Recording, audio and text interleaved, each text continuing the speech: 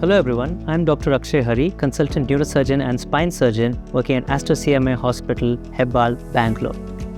Today I'm going to be talking about scoliosis in children, how to deal with it, how to identify it, how to live with it, and how to manage it in our daily lives. So scoliosis is an abnormal curvature that develops in the spine.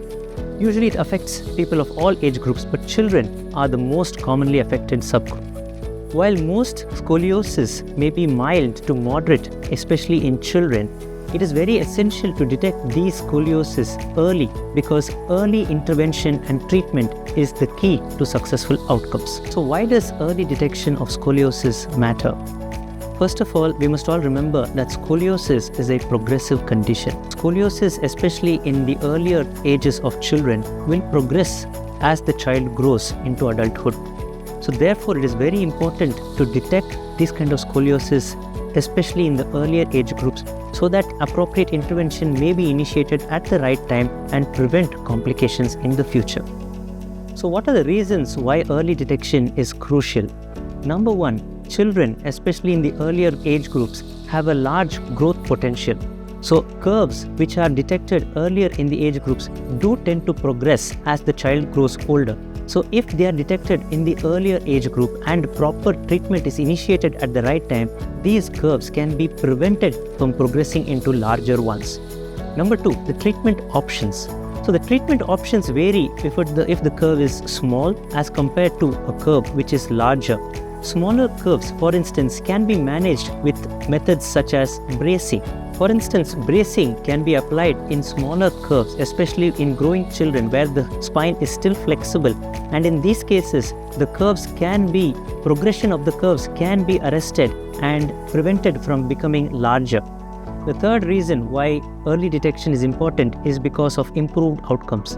What we must know is that smaller curves, if the treatment is initiated at the right time, have better outcomes as compared to larger curves where the treatment may be more invasive and the recovery time may also be longer. The last reason is the reduced risk of complications. We must remember that if left untreated, scoliosis can progress and smaller curves can become larger curves and very severe curves. Now these curves have a greater risk of complications such as breathing difficulty, and as larger curves can compromise the lungs as well as the heart, and sometimes this may also lead to neurological deficits. So it is very important that if detected early, these curves can be treated at an initial stage itself and can be prevented from progressing into larger curves which can have greater risk of complications. So if you have identified scoliosis in your child and it has been detected early, the next step would be to consult a spine specialist who can then guide you and initiate early intervention strategies. One of the strategies would be monitoring. If the scoliosis is at a mild degree, the simplest management would just be to observe. There would be no further treatment required at all. Sometimes bracing may be initiated as one of the treatment modalities, especially in moderate curves around 20 to 30 degrees. The next stage would also be involving a combination of physiotherapy methods as well as exercises to strengthen the spine. Lastly, surgery may also be required if at all the curves are very large. At this point, I would like to highlight certain misconceptions regarding living with scoliosis. First of all, most parents think that bad posture is responsible for scoliosis and its progression. Actually, the contrary is the truth. It is the scoliosis that is responsible for the bad posture and not the bad posture that is responsible for scoliosis. The second common misconception is about heavy school bags. Most parents think that wearing heavy school bags or carrying a lot of load on the spine may actually contribute to progression of scoliosis or development of scoliosis.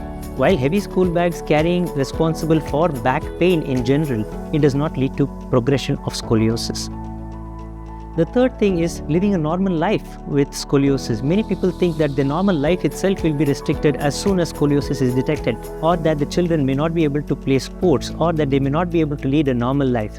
The contrary is actually the truth. Most children with scoliosis, like I mentioned, may not require any major intervention and can absolutely lead a normal, healthy life. The last misconception is that it is too early to treat scoliosis. I've already mentioned that early detection is very important. At the same time, early initiation of treatment is also equally important. It is never too early to initiate treatment for scoliosis. Treatment may range from conservative methods to bracing to sometimes even surgery to prevent the progression of scoliosis. So it is very essential for us to remember that early detection is the key to early intervention and prevention of progression of scoliosis so that the child can lead a normal, healthy life. Thank you.